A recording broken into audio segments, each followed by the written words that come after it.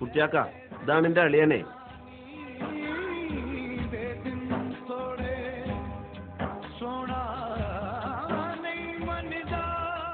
ബാപ്പുട്ടിയെ, കാര്യങ്ങളൊക്കെ അളിയനെ പറഞ്ഞ് മനസ്സിലാക്കിയിട്ടില്ലേ?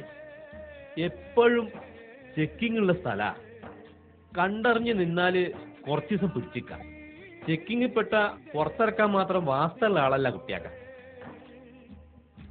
താമസിക്കാൻ ഒരുങ്ങിട്ടല്ലേ വന്നിക്കണ്? നാളെ മുതൽ ഇവിടെ താമസിക്കാം.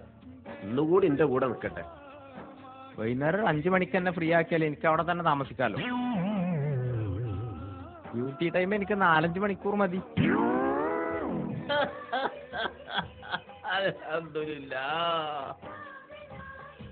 എന്നാ പിന്നെ ഞാൻ അറിഞ്ഞ ഡ്യൂട്ടിക്ക് കയറാൻ സമയമായി.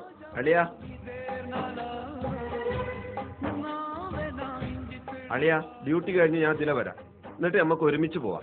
പിന്നെ പല സ്ഥലങ്ങളിലും കറങ്ങി നടന്ന് അവസാനം കുട്ടിയാക്കാന്റെ കാലൊടിച്ചിട്ട് കിട്ടിയതാ ഈ ജോലി. ഇത് കൊളാക്കരുത്.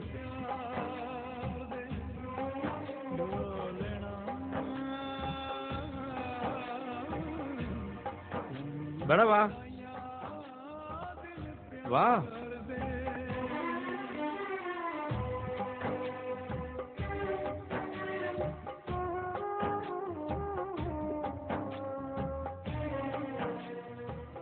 എന്നാ നമുക്ക് ഇപ്പം തന്നെ അത് തുടങ്ങാം.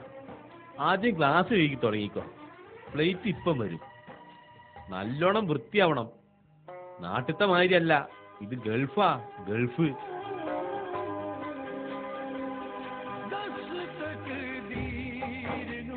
എന്റെ സ്റ്റാൻഡേർഡിന് ചോദിച്ച ജോലിയൊന്നും അല്ല ഇത്. ഇതൊന്നും അല്ല ഞാൻ പ്രതീക്ഷിച്ചത്.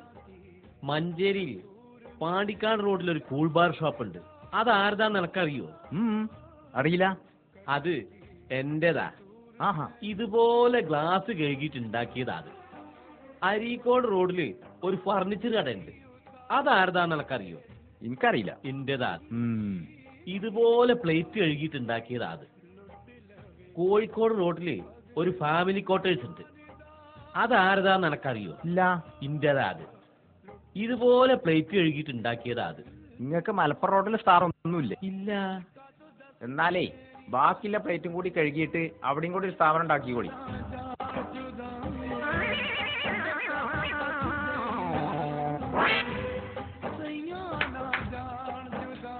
ഇവിടെ വാ മോനെ.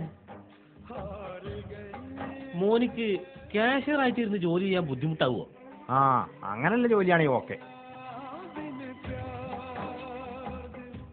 മോൻ വാ. ഇവിടെ വാ, പറയട്ടെ.